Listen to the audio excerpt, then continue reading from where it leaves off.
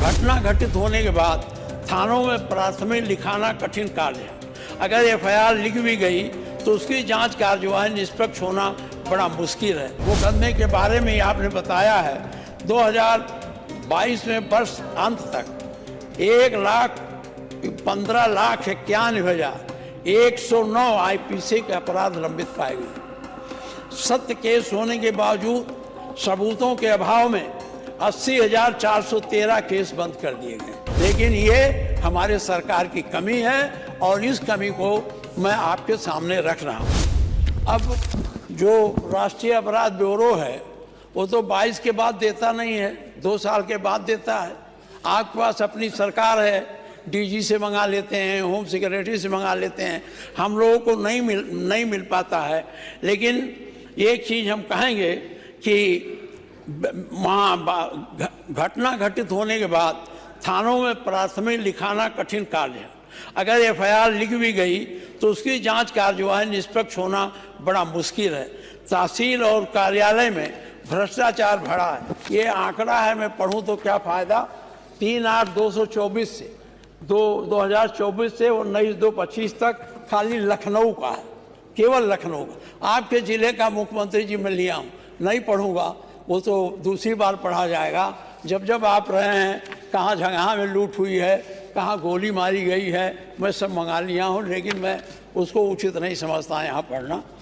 ये 3/8/24 से 19/2/25 तक लखनऊ में जो घटनाएं हुई हैं, बलात्कार की 177, छेड़छाड़ की 122, हत्याएं 167, डकैती, लूटपाट, अपहरण, मारपीट, ठगी, चोरी 427, साइबर क्राइम 23, केवल 3/8/24 से 19/2/25 के बीच में खाली लखनऊ जिले में 916 घटनाएं हुई हैं। जबकि आपका मुख्यालय है, सारे बड़े प्रशासनिक अधिकारी, सारे बड़े अफसर यहीं रहते हैं और सबसे ज़्यादा पुलिस फोर्स इसी ज़िले में लगी होगी। ये घटनाएं आपकी बढ़ी हैं।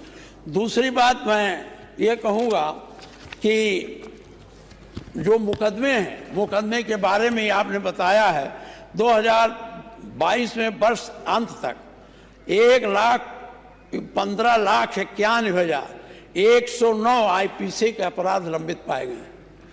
सत्य केस होने के बावजूद सबूतों के अभाव में 80,413 केस बंद कर दिए गए, जो चले ही नहीं। 92.5% केस पेंडिंग पाए गए हैं। 1,38,83 एसएल अपराध लंबित पाए गए और अपराध सब सत्य होने के बावजूद सबूतों के अभाव में 26,415 केस बंद कर दिए गए हैं। इसका पेंडिंग परसेंटेज 34.9 पाया गया है। वर्ष 2022 में वर्ष के अंत तक न्यायालयों में 15,91,109 बाद आईपीसी के लंबित पाए गए हैं। इसका लंबित परसेंटेज 92.5% है और 16,07,000 अपराध एसएलएल के लंबित पाए गए हैं। इसकी लंबित परसेंटेज इतना है। माननीय मुख्यमंत्री जी, आपने तमाम जिलों में, आपने तहसीलों में अपने तरफ से वकीलों की नियुक्ति की है और इसके लिए बड़े बड़े आपके थानों में भी अब विवेचना करने की कमी नहीं है। मैं जिस थाने आता हूँ, पहले एक दरोगा रहता था, एक दीवान रहता था, एक मुंशी और 13 सिपाही, और आज उस थाने में 14 सब इंस्पेक्टर हैं और सिपाही 70-80 हैं। जब इतनी संख्या इनकी बढ़ गई तो विवेचना में क्यों विवेचना क्यों नहीं हो पा रही, क्यों ये केसेस पेंडिंग हैं, ये आपको देखना चाहिए। और ये पेंडिंग केसेस से कितना नुकसान है लोगों का। जो मुलजिम हैं उनकी जमानत नहीं हो पा रही है, जेलों में पड़े हैं। जो नहीं मुलजिम हैं वो रोज़ इधर से उधर दौड़ते हैं, परेशान होते हैं। तो इन पेंडिंग केसेस के बारे में भी मैं बहुत सुझाव दे चुका। कितना मानेंगे कितना नहीं मानेंगे तो आप पर निर्भर है, लेकिन ये हमारे सरकार की कमी है और इस कमी को मैं आपके सामने रख रहा हूँ। देखिए, देश की आस्था महाकुंभ पे जुटी है और करोड़ों श्रद्धालु हर पर्व पर, स्नान पर्व पर आ रहे हैं। तो एक बड़ी उपलब्धि है सरकार के लिए कि इतनी बड़ी आबादी को अब तक 60 करोड़ के ऊपर लोग आके स्नान कर चुके।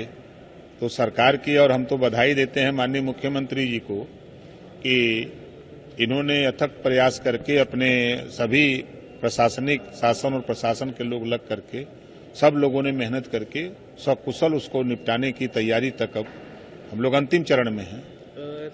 सपा प्रमुख अखिलेश यादव लगातार सवाल खड़े कर रहे हैं। वो कह रहे हैं कि 144 साल का जो कुंभ की बात कही जा रही सरकार झूठ फैला रही है, ऐसा कुछ नहीं है। 144 साल का कोई मतलब। अरे तो वह सही बता दें का वाला अखिलेश जी सही बता दें कि 21 दिन कहो कि शुरू भैल पहली बार उन्हीं से पूछ लीजिए कि तो वो बता दें। वो एक बात और कह रहे हैं, वो कह रहे हैं जब मैं मुख्यमंत्री आवास छोड़ा तो उसको गंगा जल से धुलवाया गया, मैं मंदिर गया तो वहां गंगा जल से पवित्र किया, अब मैंने गंगा जी में डुबकी लगा लिया, उसको कैसे गंगा तो जल क्यों ऐसा हो रहा है? वो तो खुद है कहते हैं कि पहले जब महाकुंभ नहाने के जाने की बात आई तो कहें कि हुआ पापी लोग जा रहे हैं पाप धोने और चोरी से चले गए जाए खट से वो अपना नहा लिए हुआ उनसे पूछे काहे गए थे। एक आखिरी सवाल रहेगा सर, अभी सदन में हंगामा कर रहे हैं समाजवादी पार्टी के विधायक। उनका कहना है कि ब्रजेश पाठक जी जो है उन्होंने मुलायम सिंह यादव पर टिप्पणी करी, जिसको लेकर के हंगामा कर रहे हैं, बर्खास्तगी की मांग कर रहे हैं। किस तरह से देखते हैं? विपक्ष का काम है चिल्लाना और कुछ है नहीं।